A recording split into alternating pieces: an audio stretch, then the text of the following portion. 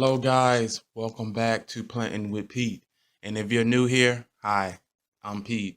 Now, on today's episode, you guys, we have two more exciting plants for, you guessed it, Wishlist Wednesdays. Yeah, guys, I have two more plants for you this week. If you guys are new, basically what I do is go over two plants per week just to make sure that I cover a lot of my plants on my wish list, and I can tell you guys there are a lot. Now, of course, today's Wednesday, and as you can see, who was whining to come out and join his pop Cash, of course. But guys, let's go ahead and get to it. Today we have a philodendron and a Skindapsus on the list. Your tail is in the way, bud. Let's go ahead and get started, guys.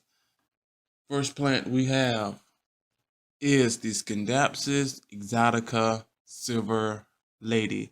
Now, you guys may have already seen or may have already know of the Skindapsus Exotica, just the regular Exotica. Now, these leaves themselves are huge.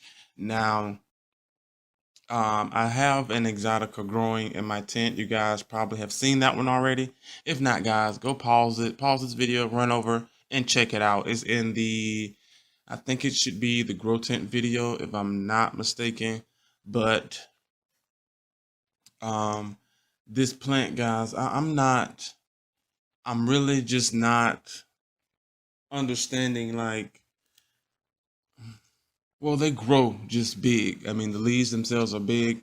I have, like I said, one in my grow tent, and it is currently growing up a slack of wood or a post, however you want to put it. And the leaves are getting a little bit bigger than what they currently are now.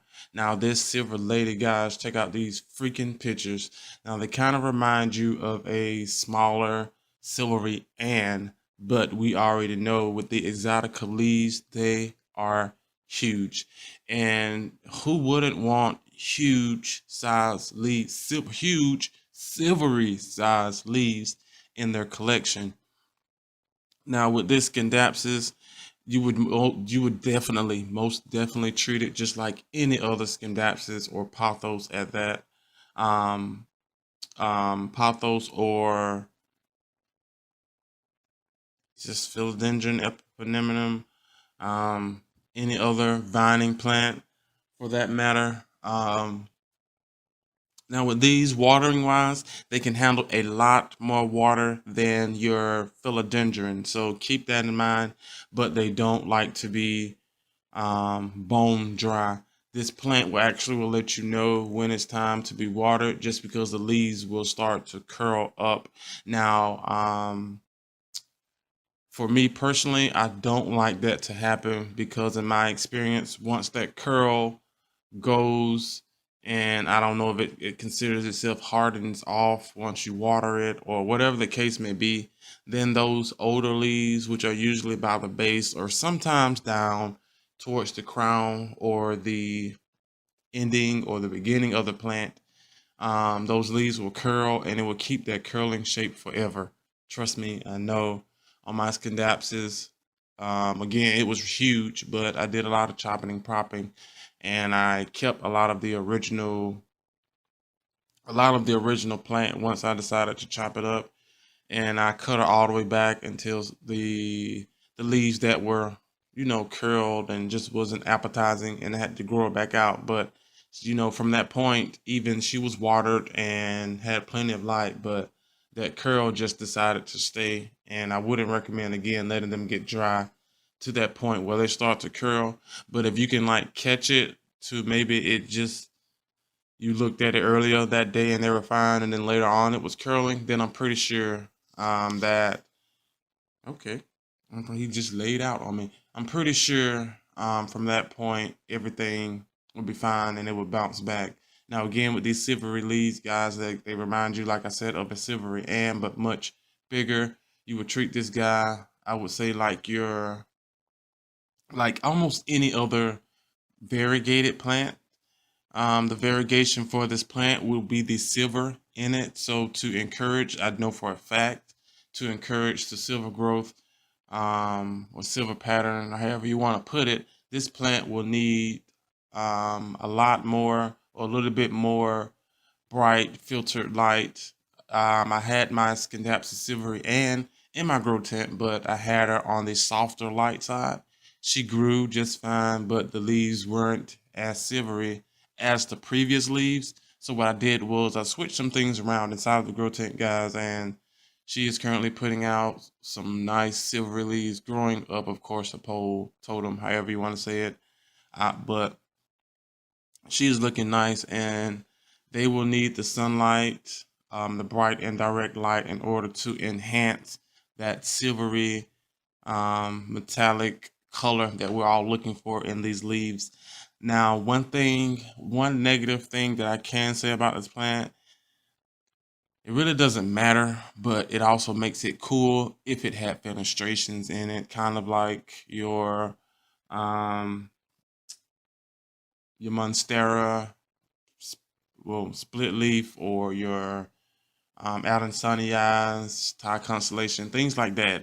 If it had that actual fenestration in it, that would be nice itself. Even if it had the little lobe fenestrations, kind of like this Jungle Boogie here, that would be nice. But there's really nothing negative that you can say about this plant. Again, even abundance, if you have this plant in abundance, guys, this silvery lady, let me tell you, just like any other Skindapsus, it is an eye catcher. And with it being more silvery than your Exotica with more shimmer, oh yes, guys, it is an eye catcher. Now, price wise, um, I know again for a fact I will not find this plant nowhere around my location anytime soon. I have a better chance finding a um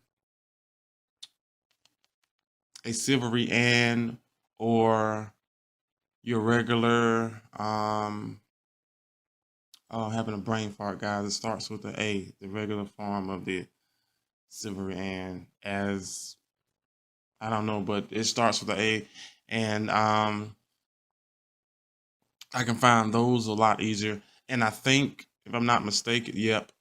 Check out one of my growth tent tours. Check out one of my plant nursery tours that I did, guys. I did run across some Skindapsus exotica at an Ace. I have not seen those in years, and I mean years. And if I'm not mistaken, I may have bought my exotica towards my capital.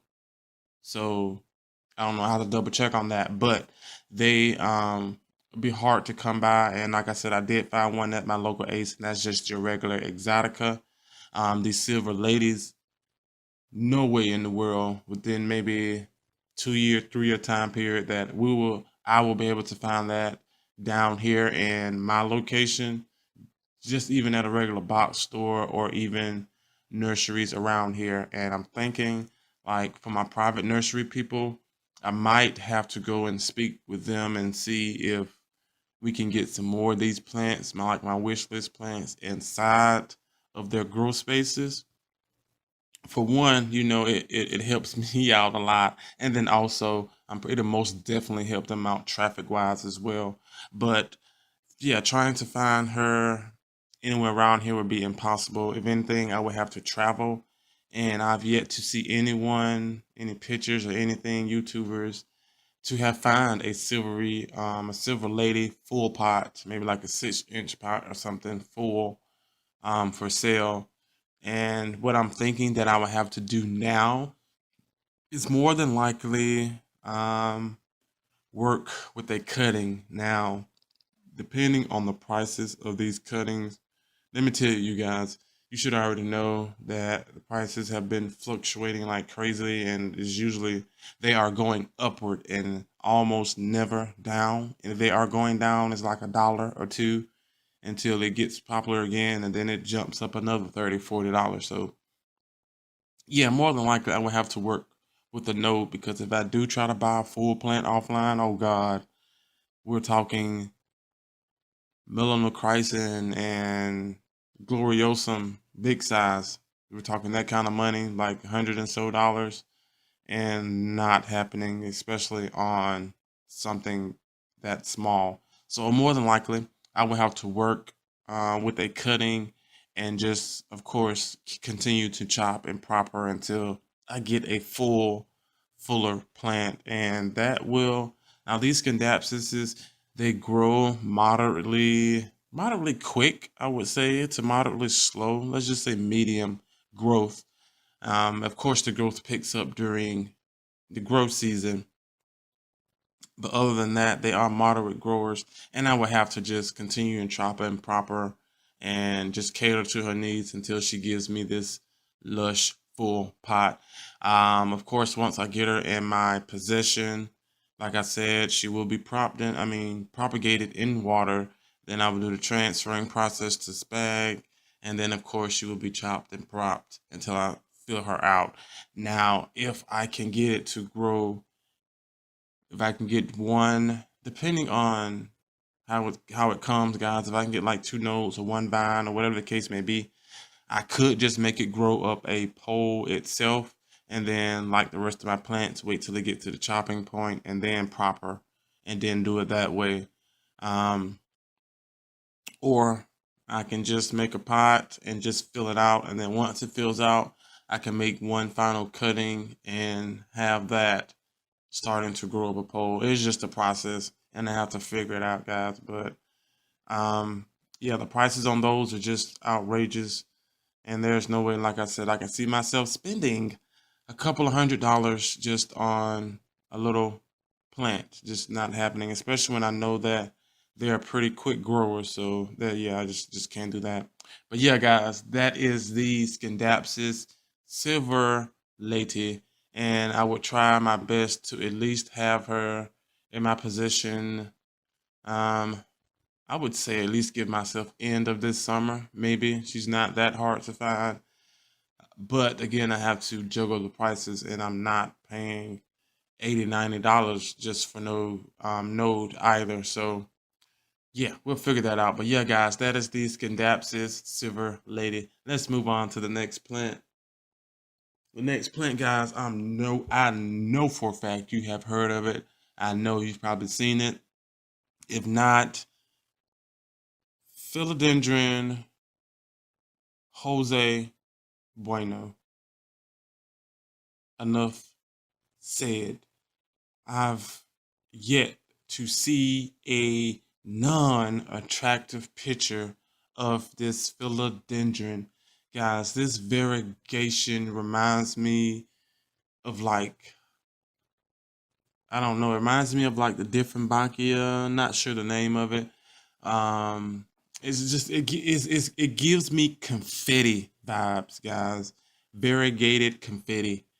And I've seen this plant, I don't want to say grown to its potential, but I've seen this plant growing to its potential, if you get what I'm saying.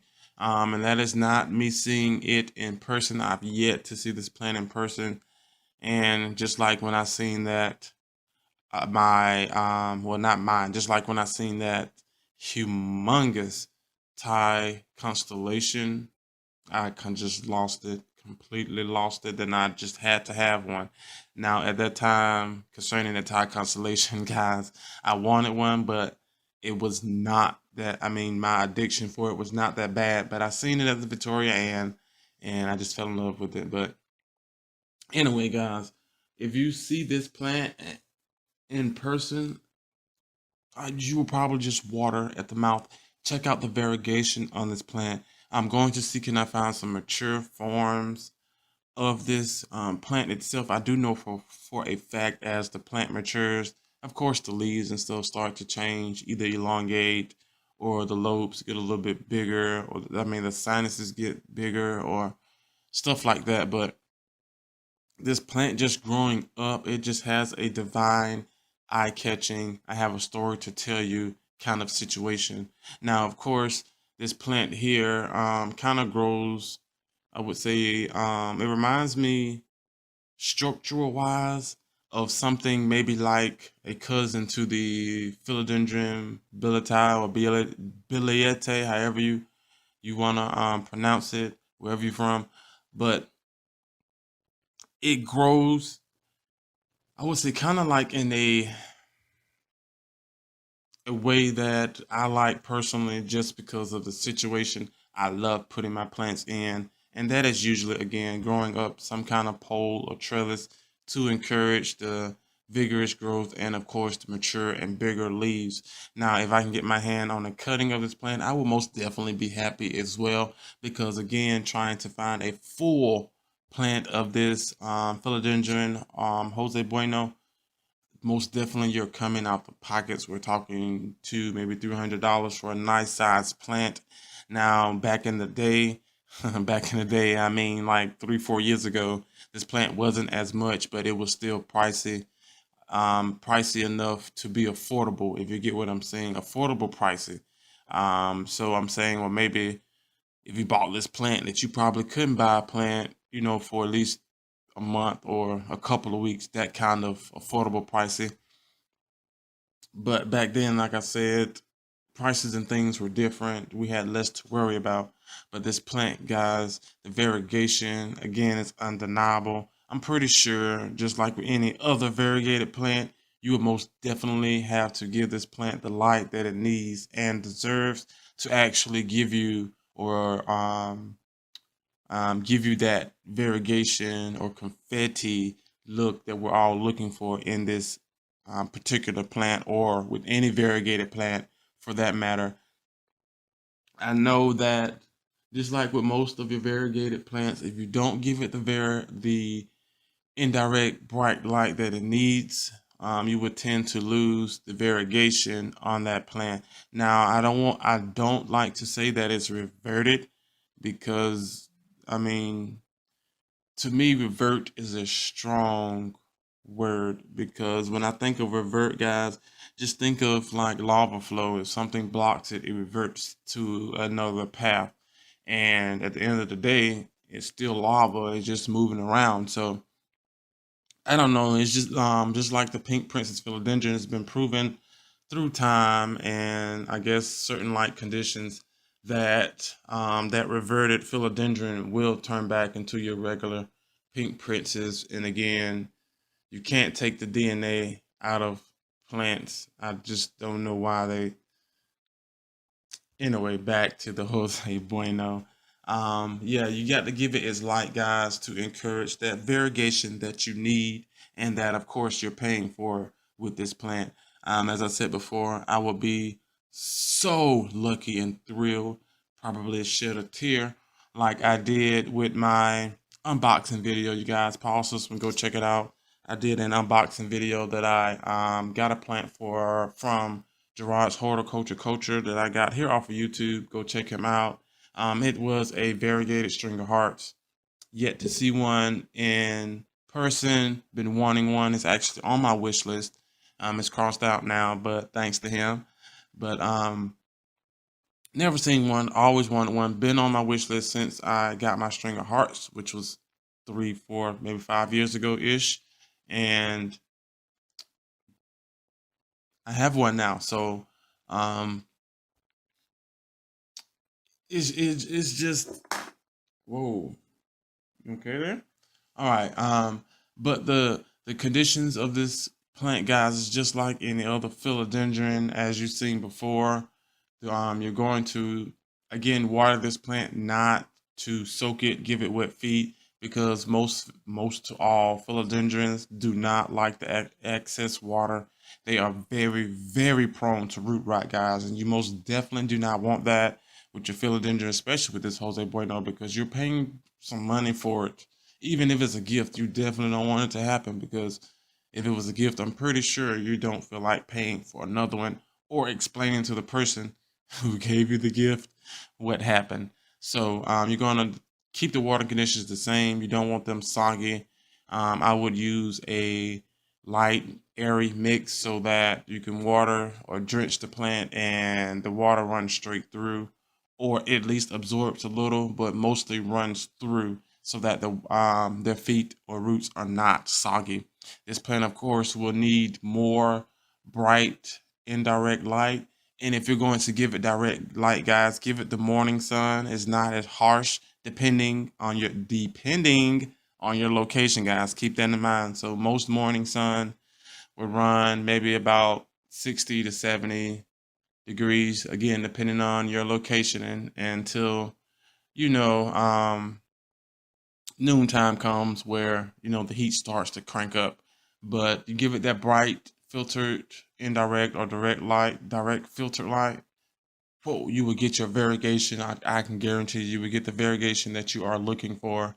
Um, this plant, again, doesn't have any common issues other than, like I said, prone to regular root rot, and then also your regular insects that love the sap that these philodendrons give off, and then also just your regular pests like your spider mites and aphids and things of that nature that just usually loves, you know, how plants taste, especially your most expensive ones. You notice that?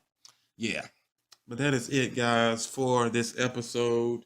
Um, for the philodendron Jose Bueno and the Skindapsus Silver Lady. And now this Jose Bueno, guys, I can promise you that I do not see or I cannot see a current future within maybe 2 years, maybe. You know, yeah. Let's just say with my knowledge and me looking forward, 2 years from today, not happening. And unless, you know, this is a gift, somebody being kind or sharing the love or whatever the case may be, I will not be getting this plant no time soon. Especially like I would love a top cutting. I mean, who wouldn't? But just a regular node with some good variegation will be fine, and I would definitely cherish that to death. But yeah, guys, that is it for Plant Wishlist Wednesdays. Um, let's make sure. Yeah, that is it. It was only two. Thank you guys for coming back and supporting the channel. I will see you guys here same time next week. Bye.